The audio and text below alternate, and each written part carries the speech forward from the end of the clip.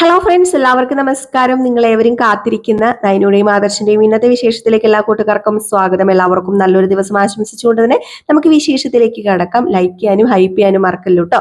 Like ചെയ്തിട്ട് hype ചെയ്തിട്ട് നമ്മുടെ വീഡിയോ കാണാൻ വേണ്ടി എല്ലാവരും ഒന്ന് ശ്രമിക്കണേ. അപ്പൊ നേരെ വിശേഷത്തിലേക്ക് കടക്കാണ്. നയനയായിട്ട് പുറത്തിറങ്ങി വന്നിരിക്കുകയാണ്. നയനയ്ക്ക് ജാമ്യം കിട്ടിയിരിക്കുകയാണ്. ഏതായാലും വെറുതെ അങ്ങനെ പോകുന്നത് ശരിയല്ലല്ലോ. ആ സിഐയോട് നല്ല നല്ല നാല് വർത്താനം പറഞ്ഞില്ല എങ്കിൽ നമ്മുടെ ആദർശന് ഒരു സമാധാനം ഉണ്ടാവില്ല.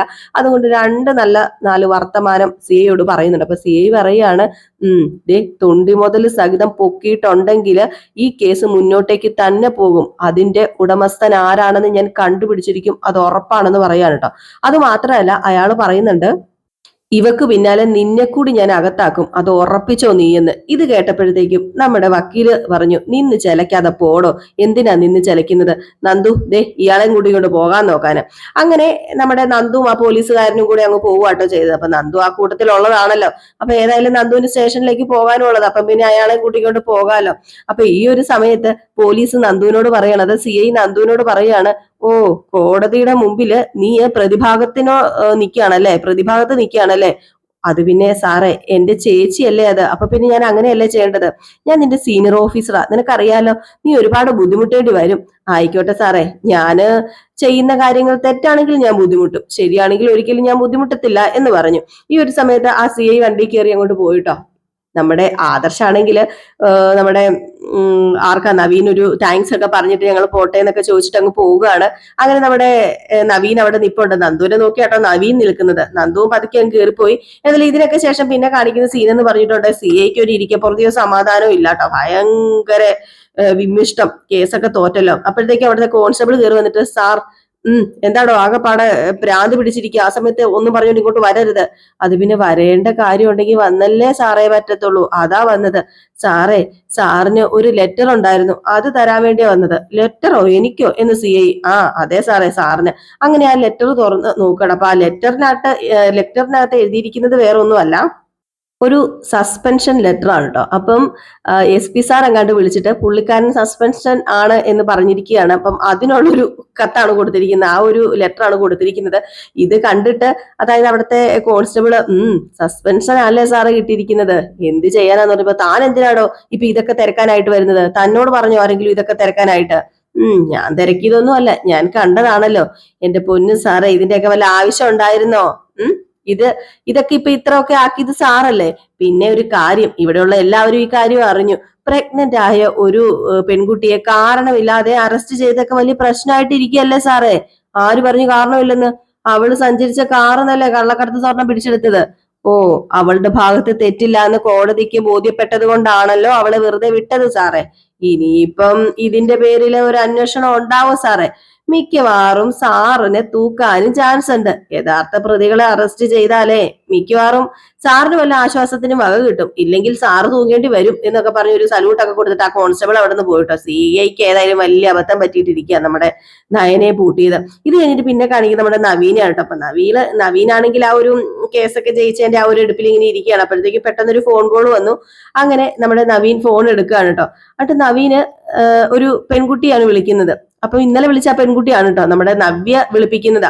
അങ്ങനെ ആ പെൺകുട്ടി ചോദിക്കുക, അതെ, ഞാൻ തന്ന മെസ്സേജ് അനുസരിച്ചിട്ടാണല്ലോ ആ കള്ളക്കടത്ത് സ്വർണത്തിന്റെയൊക്കെ എല്ലാ കാര്യങ്ങളും കണ്ടുപിടിച്ചത്. നയന് സഞ്ചരിച്ച കാറ് എപ്പോഴാണ്, എവിടെ വെച്ചാണ് സ്വർണം പിടിച്ചത് എന്നൊക്കെ അറിഞ്ഞത് കൊണ്ടാണല്ലോ നിങ്ങൾക്ക് നല്ല രീതിയിൽ കോടതിയിൽ എല്ലാം പറയാൻ പറ്റിയതും പ്രസന്റ് ചെയ്യാൻ പറ്റിയതും. ശരിയാണ്, നിങ്ങളോടൊരു താങ്ക്സ് ഒക്കെ പറയാനുണ്ട്. നിങ്ങൾ പറഞ്ഞനുസരിച്ച് ഞാനിത് ആരോടും പറഞ്ഞിട്ടില്ല. ഞാനും നന്ദുവും കൂടി ചേർന്ന് അന്വേഷിച്ച് കണ്ടുപിടിച്ചെന്നാണ് കോടതി പോയി പറഞ്ഞത്. തൽക്കാലം സാറ് സത്യം ആരോടും പറയണ്ട, അതിന്റെ ക്രെഡിറ്റ് വക്കീല് എടുത്തോ. ഞങ്ങൾക്ക് ആർക്കും വേണ്ട. എനിക്ക് ക്രെഡിറ്റ് അല്ല ആവശ്യം. നയനേച്ചിയെ കോടതി നിരൂപധികം വിട്ടയക്കണമായിരുന്നു, അത് നടന്നല്ലോ, അത് തന്നെ വലിയ കാര്യം. അല്ല, നിങ്ങൾ ആരാണെന്നൊന്ന് പറഞ്ഞൂടെ, പേരെങ്കിലും? അത് പിന്നെ ഇപ്പൊ അറിയണ്ട സാറേ. സാർ അത് അറിയേണ്ട സമയത്ത് അറിഞ്ഞോളൂ. ഇതുപോലെയുള്ള ഘട്ടങ്ങളിൽ എന്റെ സഹായം പിന്നെ വക്കീലിന് കിട്ടിയിരിക്കും. വക്കീലിന് മാത്രമല്ല, ഞാൻ സ്നേഹിക്കുന്നവർക്കൊക്കെ കിട്ടിയിരിക്കും. ഓക്കെ വക്കീലെ എന്ന് പറഞ്ഞ് ഫോൺ കോൾ കട്ട് ചെയ്തു കേട്ടോ. നവ്യ അടുത്തിരിപ്പുണ്ടേ ആ സ്ത്രീയുടെ. ഏതായാലും നവ്യയുടെ കളികളാണ് കൂടുതലും. നവ്യ കളി തുടങ്ങിയിട്ടേ ഉള്ളൂ, നവ്യ പുറകിൽ നിന്ന് കളിക്കുകയാണ്. ഏതായാലും നമ്മുടെ നവ്യ രണ്ട് കൽപ്പിച്ച് തന്നെയാണ് കേട്ടോ. പിന്നെ കാണിക്കുന്ന സീൻ എന്ന് പറഞ്ഞിട്ടുണ്ടെങ്കിൽ നമ്മുടെ നന്ദു പോലീസ് സ്റ്റേഷനിൽ വരുമ്പോ വിവരം അറിയാണ് കേട്ടോ. CIനെ സസ്പെൻഡ് ചെയ്തു എന്ന്. അപ്പൊ ഇത് കേട്ട ഉടനെ തന്നെ ഭയങ്കര സന്തോഷമായി നമ്മുടെ നന്ദുവിന്. അങ്ങനെ നന്ദു അവിടെ നിന്ന് കോൺസ്റ്റബിളിനോട് പറഞ്ഞു, നന്നായി അയാളെ സസ്പെൻഡ് ചെയ്തത്, അയാൾ പുറത്തിരിക്കുന്നത് തന്നെ നല്ലത്. പിന്നെ ഈ സസ്പെൻഷനിലൊന്നും ഒരു കാര്യമില്ല, കുറച്ച് കഴിയുമ്പോൾ കുറച്ച് കൂടുതൽ ശമ്പളം കൊടുത്ത് ഇങ്ങോട്ട് തിരിച്ചെടുക്കൂലോ. അയാളെ പോലെയുള്ളവർ സ്ഥിരമായിട്ട് വീട്ടിൽ ഇരുത്തല്ലേ ചെയ്യേണ്ടത്. എന്തൊരു പ്രകടനമായിരുന്നു ഇന്നലെയൊക്കെ. ഇന്ന് കോടതിയിലും നനഞ്ഞ കോഴിയെ പോലെയല്ലേ നിന്നത്. ആ നവീൻ വക്കീലിന്റെ ഓരോരോ ചോദ്യങ്ങൾക്ക് മുന്നിലേ അയാൾ നിന്ന് പതറല്ലായിരുന്നോ. ആർക്ക് വേണ്ടിയാ ക്യാഷ് മേടിച്ചിട്ട് ഇങ്ങനെയൊക്കെ ചെയ്തതെന്നൊന്നും അറിയത്തില്ല. എന്തായാലും അവര് മൂർത്തീസ് ജ്വല്ലറിയുടെ എതിരാളികൾ തന്നെയാണ്. അതെ മേഡം, അതുറപ്പാ. എന്തായാലും ഞാനേ ആ മഹാനം ഒന്ന് പോയി കാണട്ടെ. ശരി മേഡം. അങ്ങനെ നമ്മുടെ നന്ദു സി ഐനെ കാണാൻ വേണ്ടി അകത്തേക്ക് കയറി ചെല്ലാണ് കേട്ടോ. സി ഐ ഇങ്ങനെ ഇരിക്കുകയാണ്, ശ്വാസമൊക്കെ പിടിച്ച് വലിച്ചു മുറുക്കി, തോറ്റു തുന്നം പാടിയില്ലേ. അങ്ങനെ നമ്മുടെ നന്ദു അങ്ങോട്ടേക്ക് ചെന്നു. നന്ദുവിനെ കണ്ടത് സി ഐക്ക് ഒരു വിളർച്ചയുണ്ട് കേട്ടോ, ഒന്ന് പതർച്ചയുണ്ട്, വിളർച്ചയുണ്ട്, മുഖമൊക്കെ വല്ലാണ്ടങ്ങ് ഇരിക്കുകയാണ്. അങ്ങനെ നമ്മുടെ നന്ദു പറഞ്ഞു, എല്ലാ സാറേ മുഖത്തൊരു വിളർച്ച, മുഖത്തൊരു പ്രസാദമൊന്നും ഇല്ലല്ലോ കോടതിയിൽ നിന്ന് ഇറങ്ങിയ. അതെ, ഞാൻ ഇങ്ങോട്ട് വന്നപ്പം ആ കോൺസ്റ്റബിൾ കാര്യങ്ങളൊക്കെ പറഞ്ഞു. സാറിന് സസ്പെൻഷൻ ആണെന്നോ, സാറിന് ജോലി പോയെന്നോ ഒക്കെ. ഓ, സന്തോഷമായല്ലേ നിനക്ക്? അതിന് ഞാൻ എന്തിനാ സാറ് സന്തോഷിക്കുന്നത്? നിന്റെ കുടുംബമായിട്ട് ബന്ധം ഒരാളുണ്ടല്ലോ, അയാളായിരിക്കും പണി പറ്റിച്ചത്. അതേ പറ്റിയൊന്നും എനിക്ക് അറിയത്തില്ല സാറേ. സാറിന്റെ കയ്യിലിരിപ്പ് അത്രയ്ക്ക് നല്ലതൊന്നും അല്ലല്ലോ. എന്നാണ് എന്റെ കയ്യിലിരിപ്പിന്റെ കുഴപ്പം? ദേ, സൂക്ഷിച്ച് സംസാരിക്കണം. യൂണിഫോമിലാന്നേ ഉള്ളൂ, സസ്പെൻഷനിലായ ഒരു പോലീസ് ഓഫീസറാ നിങ്ങൾ. എന്താടീന്നോ എടീന്ന് എന്നെ വിളിച്ചു പോകരുത്. എനിക്കൊരു പേരുണ്ട്, നന്ദന SI, അങ്ങനെ വിളിക്കാം. അല്ലാതെ വീട്ടിലുള്ള പെണ്ണുങ്ങളെ വിളിക്കുന്ന പോലെ എന്നെ വിളിക്കരുത്. എടി, എനിക്ക് സസ്പെൻസ് ബുദ്ധരി ഒന്നും അല്ലടി. കറങ്ങി തിരിഞ്ഞ് എന്നെങ്കിലും ഒരു ദിവസം നീ എന്റെ അടുത്ത് തന്നെ വരൂടി. ഓ, അന്ന് ചിലപ്പോ ഞാനും CI ആയിട്ട് തന്നെ ആയിരിക്കും വരുന്നത്. മറക്കരുത് സാറേ, ഇതിനു മുമ്പ് പല CI കളെയും ഞാൻ കണ്ടിട്ടുണ്ട്. ഒരുപാട് വെല്ലുവിളി നടത്തിയിട്ട് തന്നെയാ പോയിരിക്കുന്നത്. ദേ സാറേ, മാനം മര്യാദയായിട്ട് ജോലി ചെയ്തു പോകുന്നവർക്ക് ഈ നാട് കുഴപ്പമില്ല. അല്ലെങ്കിൽ ജോലി പോകുന്നത് മാത്രമല്ല, ചിലപ്പോഴേ ശരീരമൊക്കെ അങ്ങ് കേടാകുകയും ചെയ്യും. നിർത്തി, നീ എന്നെ വിരട്ടുകയാണോ? ഞാൻ അങ്ങനെ കാര്യമില്ല ആരോട് പറയാറില്ല സാറേ ഒന്നും. കാര്യം ഉണ്ടായിട്ട് തന്നെയാ വയറ്റിൽ ഒരു കുഞ്ഞുമായിട്ട് എന്റെ ചേച്ചി ലോക്കപ്പിന് മുന്നിൽ നിന്നത്. അങ്ങനെയുള്ള ചേച്ചി ഞാൻ പോലീസ് മുറിയിൽ ചോദ്യം ചെയ്യണമെന്ന് നിങ്ങൾ പറഞ്ഞത്. പോലീസുകാർക്കിടയിലും വേണ്ടേ പരസ്പരം ബഹുമാനവും ഒക്കെ. ഞാനേ മുഖം നോക്കാതെ നടപടി എടുക്കുന്ന ഒരു പോലീസ് ഓഫീസറാ. പക്ഷെ എന്റെ ചേച്ചി നിരപരാധിയാണെന്ന് എനിക്ക് നന്നായിട്ട് അറിയാം. അതുകൊണ്ട് മാത്രമാ ഞാൻ അന്ന് അങ്ങനെയൊക്കെ പറഞ്ഞത്. അങ്ങനെയുള്ള ഒരു ചേച്ചി ഒരു സാധാരണ പ്രതിയെ പോലെ ഇവിടെ കൊണ്ടുവന്നിട്ട് ചെയ്യാത്ത കുറ്റത്തിന് നോവിക്കുമ്പം അതിനേക്കാൾ വേദനിക്കും എന്നെ പോലെ ഒരു പോലീസ് ഓഫീസർക്ക്. അറിയാമോ സാറേ, ബന്ധത്തിന്റെ ഒന്നും വില നിങ്ങൾക്ക് അറിയത്തില്ലായിരിക്കും. കാക്കിയിട്ട് പോയത് കൊണ്ടേ, ഇല്ലെങ്കിൽ സാർ എന്റെ കൈയുടെ ചൂടറിഞ്ഞിട്ട് ഇവിടുന്ന് പോകത്തുള്ളായിരുന്നു. എന്തായാലും സാറിന് സസ്പെൻഷൻ അല്ലേ, അവസാനമായിട്ട് ഇരിക്കട്ടെ ഒരു സല്യൂട്ട് എന്നും പറഞ്ഞിട്ട് ഒരു സല്യൂട്ടും കൊടുത്തിട്ട് നമ്മുടെ നന്ദു സിനിമ സ്റ്റൈലിൽ അങ്ങ് പോവാണ് കേട്ടോ. പോലീസുകാരൻ അവിടെ നിന്ന് വേർത്തു. ഇത് കഴിഞ്ഞ് കാണിക്കുന്നത് അനന്തപുരി തറവാടാണ്. ഇത്രയും ദിവസം സങ്കടമൊക്കെ അല്ലായിരുന്നോ? ഏതായാലും ആ സങ്കടത്തിനൊക്കെ വിരാമം കുറിച്ചു കേട്ടോ. അങ്ങനെ അവിടെ മുത്തശ്ശന്റെ അടുത്തേക്ക് മുത്തശ്ശി വരികയാണ്. മുത്തശ്ശി വന്നിട്ട് മുത്തശ്ശന്റെ അടുത്ത് വന്ന് ഇരുന്നു കേട്ടോ. ഇരുന്നിട്ട്, ഇപ്പോഴാ സത്യം പറഞ്ഞ എനിക്ക് സമാധാനമായത്, സന്തോഷമായത്. ഏതായാലും രക്ഷപ്പെട്ടല്ലോ. എനിക്ക് ഉയർന്ന പോലീസുകാരുമായിട്ട് ബന്ധം ഉണ്ടായിട്ടും ഞാനൊന്നും ചെയ്യുന്നില്ലെന്നായിരുന്നല്ലോടോ തന്റെ പരാതി. കോടതിയിൽ നയനമോള് ജയിക്കുന്നു ഞാൻ തീർച്ചപ്പെടുത്തിയ കാര്യം തന്നെയായിരുന്നു. അതോടൊപ്പം തന്നെ കോടതിയിൽ നിന്ന് തിരിച്ചു പോകുന്ന ആ CI പിന്നെ നന്ദു ഇരിക്കുന്ന സ്റ്റേഷനിൽ ഉണ്ടായിരിക്കില്ലെന്ന് ഞാൻ മുമ്പ് തന്നെ തീരുമാനം എടുത്തിരുന്ന കാര്യം തന്നെയാ. അവൻ സസ്പെൻഷനിലായി. സത്യം പറഞ്ഞാൽ അവനെയൊക്കെ പിടിച്ചാ ജയിലിടേണ്ടത്. അവൻ ഈ നാട്ടിൽ നിന്ന് പോകുന്നതിന് മുമ്പ് തന്നെ കാണേണ്ടവൻ അവനെ കണ്ടോളൂ, കിട്ടേണ്ടത് അവന് കിട്ടുകയും ചെയ്തോളൂ. ഞാൻ അതിനുള്ള പരിപാടിയൊക്കെ ചെയ്തിട്ടുണ്ടോ. ഇനി ഇതുപോലുള്ള കാര്യങ്ങൾ ചെയ്യുന്നതിന് മുമ്പ് രണ്ടാമത് അയാൾ ഒന്നും കൂടി ആലോചിക്കും. അല്ല, എന്നാലും ഒരു ദിവസം നമ്മുടെ കുഞ്ഞിന് ലോക്കപ്പിൽ കിടക്കേണ്ടി വന്നല്ലോ, അതോർത്തിട്ടാ. അതോർത്ത് നമുക്കിനി വിഷമിച്ചിരുന്നിട്ട് കാര്യമില്ലല്ലോ. ആദർശിന് അതോർത്തിട്ട് സങ്കടം ഉണ്ടായി കാണും. ഇനിയിപ്പം അവന്റെ ചലനം കൂടും. ഇനിയിപ്പം അധികം നാൾ അവൻ തറവാട്ടിന് പുറത്തൊന്നും നിൽക്കത്തില്ല. അല്ല, അതിന്റെ ഇടയ്ക്ക് ഇതുപോലുള്ള അനിഷ്ട സംഭവങ്ങൾ ഇനി ഉണ്ടാവില്ലെന്ന് ആർക്കറിയാം. സ്വർണം കടത്തിയ ഒരു ഡ്രൈവറെ നേരത്തെ തന്നെ അവര് തെളിവ് നശിപ്പിക്കാൻ കൊന്നു. അതെല്ലാം ഇതൊക്കെ ചെയ്യിപ്പിക്കുന്നവർമാർക്ക് ഇതൊക്കെ വലിയ തലവേദന ഉണ്ടാക്കും വസന്തരെ. അതൊക്കെ വലിയ തലവേദനയായി തീരും. കേസ് വരുമ്പം എല്ലാം കൂടെ ഒന്നിച്ചു വരും. പിന്നെ അവർക്ക് നേരിടാനും പ്രശ്നമായിരിക്കും. സത്യത്തിന്റെയും ന്യായത്തിന്റെയും കൂടെയല്ലേ എല്ലാവരും നിൽക്കത്തുള്ളൂ. ഇപ്പം നമ്മുടെ നയനമോളെ കള്ളക്കേസിൽ കുടുക്കിയില്ലേ, അതിന്റെ പേരിലും അവന്മാർക്ക് നല്ല തിരിച്ചടി കിട്ടും. അല്ല, ഈ ദേഹവും ആദർശമൊക്കെ എന്തെങ്കിലും ചെയ്യുമ്പോ അതിനൊരു സത്യസന്ധതയെങ്കിലും ഉണ്ടാകും. എന്നാൽ ഈ പറയുന്നവര് ഒന്നും അങ്ങനെയല്ല. അവരുടെ ഭാഗം ജയിക്കാൻ വേണ്ടി എന്ത് ചെയ്യുന്ന കൂട്ടത്തിലാ. അതുകൊണ്ട് എന്ത് വൃത്തികേട് കാണിക്കും. അതൊക്കെ ആലോചിക്കുമ്പോഴേ ഉള്ളിലൊരു പേടി തോന്നുക, ഒരു ഭയം. എന്തിനാ താൻ പേടിക്കുന്നത്? ആദർശിന് ഒരാപത്തും വരാൻ പോകുന്നില്ല. നയന മോൾക്ക് ഒരാപത്തും വരാൻ പോകുന്നില്ല. ഇനി കുറച്ചു നാളും കൂടി പിന്നാലെ സഞ്ചരിക്കും നമ്മുടെ ആൾക്കാര്, അവരുടെ പിന്നാലെ സഞ്ചരിക്കും, അല്ലാതെ നമ്മുടെ പിന്നാലെയല്ല. അത് വേണം. ഇപ്പൊ തന്നെ നയനമോള് ജയിലിലാന്ന് അറിഞ്ഞപ്പോഴത്തേക്കും ഇവിടുത്തെ അവസ്ഥ കണ്ടോ? വല്ലാത്തൊരവസ്ഥയാ. അവര് രണ്ടാളും ഈ വീടിന്റെ ജീവനാടി അറിയാലോ. അത് ആലോചിച്ചു വേണം കാര്യങ്ങളൊക്കെ തീരുമാനിക്കാനായിട്ട്. അതും ഇദ്ദേഹം എല്ലാം ശ്രദ്ധിക്കണം. എല്ലാം ശ്രദ്ധിച്ച് നോക്കിയും കണ്ടും വേണം എല്ലാത്തിന്റെയും തീരുമാനത്തിന് തീരുമാനം എടുക്കാനായിട്ട്. ഏതായാലും ഈ സമയത്ത് പിന്നെ കാണിക്കും നമ്മുടെ ജലജ ആണെങ്കിൽ നമ്മുടെ അബിയോട് പറയുക, എടാ പോയടാ, എല്ലാം പോയി, അവള് വെറുതെ വിട്ടെന്ന്. ആ നയനെ അത് എന്ത് പറ്റിയമ്മേ? എന്ത് പറ്റിയതാണെന്നൊന്നും അറിയത്തില്ല.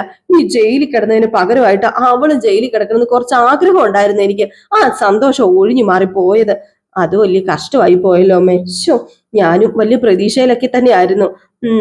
സന്തോഷിക്കാൻ വകയുണ്ടായിരുന്നു. അതെ, അവരുടെ തല ഒന്ന് ഓർത്ത് മാറ്റിയാലോ എന്നാ ഞാൻ ആലോചിക്കുന്നത്. ആ നവീൻ കാരണം 2 തവണ എല്ലാവരും രക്ഷപ്പെട്ടത്. ഓ, അതുകൊണ്ടാ അവന്തികയുടെ ജീവിതത്തിലേക്ക് വന്നാൽ നന്നായിരിക്കും ഞാൻ പറഞ്ഞത്. അതൊന്നും നടന്നില്ലല്ലോ.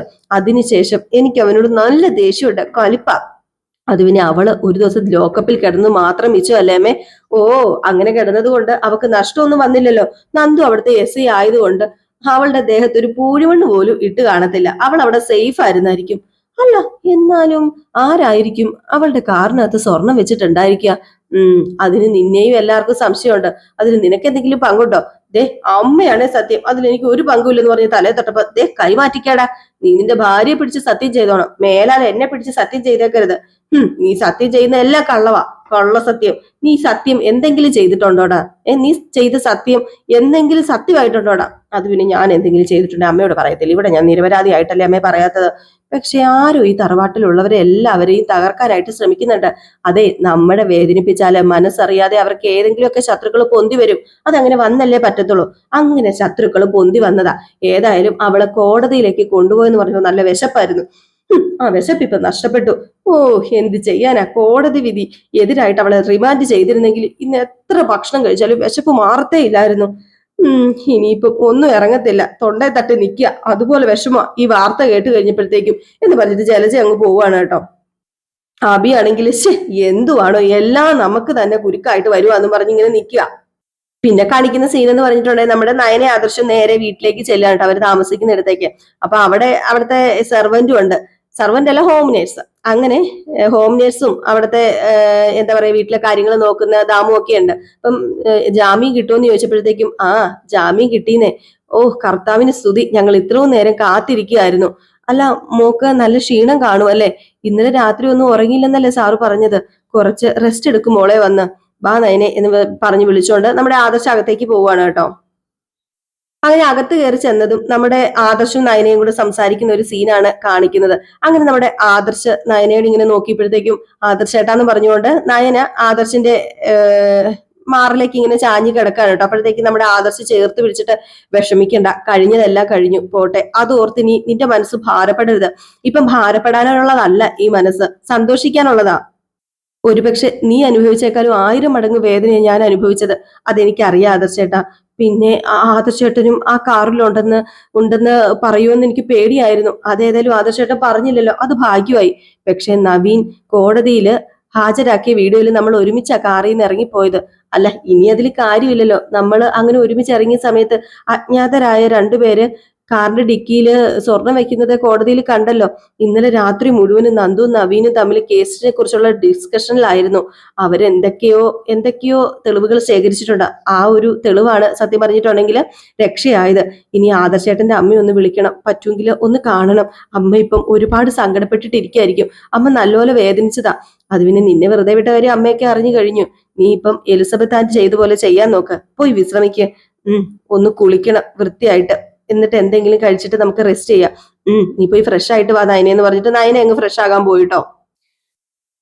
പിന്നെ കാണിക്കുന്ന സീൻ എന്ന് പറഞ്ഞു കഴിഞ്ഞിട്ടുണ്ടെങ്കിൽ നമ്മുടെ നന്ദുവിനെ അനി വിളിക്കാണ് കേട്ടോ. അപ്പൊ അനി വിളിക്കുമ്പോഴത്തേക്കും ഫുള്ള് സംസാരിക്കുന്നത് നവീനെ കുറിച്ചാണ്. നവീൻ കാരണമാണ് നമ്മുടെ നയനെ രക്ഷപ്പെട്ടതെന്നും നവീനേട്ടനും ഞാനും കൂടെ രാത്രി ഇരുന്ന് നല്ല ഡിസ്കഷനൊക്കെ ആയിരുന്നു. അപ്പൊ അതുകൊണ്ടാണ് സത്യം പറഞ്ഞാല് അങ്ങനെ ഒരു തെളിവ് ശേഖരിക്കാൻ പറ്റിയതെന്നും നവീനേട്ടനോട് നന്ദി പറയേണ്ടത് എന്നൊക്കെയാണ് നമ്മുടെ അനിയോട് പറയുന്നത്. അപ്പൊ അനി ഇത് കേട്ട് കഴിഞ്ഞപ്പോഴത്തേക്കും എനിക്ക് ആകെപ്പാടെ ഒരു വെപ്രാളവും പേടിയും. നമ്മുടെ നന്ദുവിന്റെ മനസ്സ് ഇടറില്ലെന്ന് ഒക്കെ അറിയാം, എങ്കിൽ പോലും നമ്മുടെ അനി മനസ്സിൽ വിചാരിക്കുകയാണ് നവീൻ അവളുടെ മനസ്സ് മാറ്റിയെടുക്കുവോ, ഇനിയിപ്പോ ആകെപ്പാടെ പേടിക്കേണ്ട സമയങ്ങളാണല്ലോ എന്ന്. അപ്പൊ ഇതൊക്കെ കഴിഞ്ഞ് പിന്നെ കാണിക്കുന്ന സീൻ എന്ന് പറഞ്ഞിട്ടുണ്ട് നമ്മുടെ കനകദുർഗനെയും ഗോവിന്ദനെയും. അങ്ങനെ നമ്മുടെ കനകദുർഗ ഗോവിന്ദനോട് പറയാ, എന്റെ മോള് സ്റ്റേഷനിലും അതുപോലെ കോടതിയിലൊക്കെ നിൽക്കുന്നത് കാണാനുള്ള ശേഷി ഇല്ലാത്തത് കൊണ്ട് ഞാൻ പോകാതിരുന്നത്. ഏതായാലും അവക്ക് കിടക്കേണ്ടി വന്നല്ലോ. നന്ദു അവിടെ ഇല്ലായിരുന്നെങ്കിൽ വിഷമിച്ചു പോയേനെ അല്ലേ ഗോവിന്ദേട്ടാ? നീ പറയുന്നൊക്കെ ശരിയാ. നീ പിടിച്ച എനിക്കൊരു ഫോൺ കോൾ വരുന്നുണ്ടെന്ന് പറഞ്ഞിട്ട് ഫോൺ കോൾ എടുക്കാനുണ്ടോ? നവ്യാണ് വിളിക്കുന്നത്. അപ്പൊ നവ്യ എന്തിനാ വിളിക്കുന്നത്?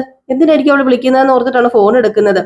അപ്പോഴത്തേക്ക് നമ്മുടെ നവ്യ വിളിച്ചു പറയാ, അതെ ഒരു ദുഃഖവാർത്ത പറയാനാ വിളിച്ചത്. പ്രിയപ്പെട്ട മകളെ കോടതി വെറുതെ വിട്ടതിന്റെ സന്തോഷത്തിലായിരിക്കുമല്ലോ ഇപ്പൊ അച്ഛനും അമ്മയും. അപ്പൊ നിങ്ങളുടെ ആ സന്തോഷം ചെറുതായിട്ടൊന്ന് തല്ലിക്കെടുത്താന്ന് കരുതി. എന്താ നവ്യ നിനക്കിപ്പോ വേണ്ടത്? വേറൊന്നും അല്ല, അഭിയെ എം ജ്വല്ലറിയില് മാനേജറായിട്ട് ജോയിൻ ചെയ്യാതിരിക്കാൻ വേണ്ടിയല്ലേ ഓരോ കള്ളക്കഥകൾ എന്റെ അടുത്ത് വന്ന് പറഞ്ഞത് എന്നാ കേട്ടോ. നാളെ ആ ദിവസമാ എന്റെ അഭി എം ജ്വല്ലറിയിൽ ജോലിക്ക് കയറാൻ പോവുക, ജോയിൻ ചെയ്യാൻ പോവാ. നല്ല കാര്യമാണല്ലോ മോളെ. ഇതുപോലുള്ള നല്ല നല്ല വാർത്തകൾ അറിഞ്ഞു കഴിഞ്ഞാല് അച്ഛനും അമ്മയും അഹങ്കാരിയും കൂടി ഇങ്ങോട്ട് വരുമായിരുന്നല്ലോ. എന്നിട്ട് ഇപ്പൊ എന്താ പറ്റിയത്? എന്റെ ഭർത്താവിന്റെ കാര്യത്തിൽ മാത്രം അങ്ങനെ ചെയ്യുന്നത് അധികപ്പറ്റാണല്ലേ? ഉറപ്പായിട്ടും അധികപ്പറ്റ് തന്നെയാണ്. അവന് അർഹിക്കാത്ത സ്ഥാനമല്ലേ കിട്ടിയിരിക്കുന്നത്, പിന്നെ എങ്ങനെ അധികപ്പറ്റാകാതിരിക്കും? അവൻ എവിടെ പോയാലും അവന് നന്നായില്ല, അവനെ സഹായിക്കുന്നവരും നന്നാവത്തില്ല എന്ന് പറഞ്ഞിട്ട് ഫോൺ കട്ട് ചെയ്തു കേട്ടോ. ഏതായാലും നവ്യ ഇത്രവും പറഞ്ഞു കഴിഞ്ഞപ്പോഴത്തേക്കും തന്നെ നമ്മുടെ കനകദുർഗയ്ക്ക് ദേഷ്യം വന്നപ്പം കനകദുർഗ പറഞ്ഞു, അവക്ക് തുടങ്ങിയല്ലേ, അവൾ എന്തിനാ ഇങ്ങോട്ട് വിളിച്ചത്? അത് പിന്നെ നാളെ എം ജ്വല്ലറിയിൽ ജോയിൻ ചെയ്യാൻ പോവുകയാണെന്ന്. നിന്റെ മരുമകന്. അത് ഇങ്ങോട്ട് വിളിച്ചു പറയേണ്ട കാര്യം ഉണ്ടായിരുന്നോ? അവള് ഇങ്ങോട്ട് വിളിച്ചു പറഞ്ഞ വേറൊന്നും കൊണ്ടുമല്ല, നമ്മളിപ്പോ അവളുടെ ശത്രുക്കളാണല്ലോ. അപ്പൊ നമ്മൾ സങ്കടപ്പെടുന്ന ഇഷ്ടമാണല്ലോ, അതും കൊണ്ടല്ലേ. ഗോവിന്ദേട്ടാ, അവളെ കുറിച്ച് എന്നോട് പറയരുതേ. അവളുടെ ഭാവി തന്നെ ഇല്ലാതാക്കുന്നത്. ഞാനും അങ്ങനെ തന്നെയാ കനക്കെ കരുതുന്നത്. അന്ന് നയനിയും ആദർശും തമ്മിലുള്ള കല്യാണ ദിവസം നമ്മുടെ ജീവൻ എടുക്കുകയല്ലേ, ഇപ്പോഴും അവൻ നമ്മുടെ ജീവൻ എടുത്തോണ്ടിരിക്കുകയല്ലേ. ഇനി അതുകൊണ്ട് മൂത്ത മകളാണെങ്കിലും അവളെ കുറിച്ച് നമ്മൾ ചിന്തിക്കുകയേ വേണ്ട. എന്റെ ഗോവിന്ദേട്ടാ, അല്ലെങ്കിലും അവളെ കുറിച്ച് എന്തിനാ ചിന്തിക്കുന്നത്? അതിന്റെ കാര്യമുണ്ടോ? അവള് പറയുന്ന അവളെ നമ്മൾ ദത്തെടുത്താണെന്നല്ലേ, അവള് നമ്മുടെ മകളല്ലെന്നൊക്കെയല്ലേ പറയുന്നത്. വല്ലാത്തൊരു ജന്മം തന്നെ, ഈ വയറ്റിൽ തന്നെ വന്ന് പിറന്നല്ലോ എന്ന്. ഏതായാലും ഇത് കഴിഞ്ഞ് നമ്മുടെ നവ്യനെ കാണിക്കാണ് കേട്ടോ. അപ്പൊ നവ്യനെ കാണിച്ചിട്ട് ആ ഒരു സീൻ കാണിച്ചിട്ടാട്ടോ ഇന്നത്തെ വിശേഷം അവസാനിക്കുന്നത്. അപ്പൊ എല്ലാവരും കാത്തിരിക്കുക അടുത്ത വിശേഷത്തിനായിട്ട്. അപ്പൊ അടുത്ത വിശേഷവുമായിട്ട് വരാൻ ലൈക്ക് ചെയ്യാനും ഹൈപ്പ് ചെയ്യാനും അതുപോലെ കമന്റ് ചെയ്യാനും മറക്കരുത്. കൈ നിറയെ സമ്മാനം ഉണ്ട് കേട്ടോ. അപ്പൊ ടാറ്റാ, ബൈ ബൈ.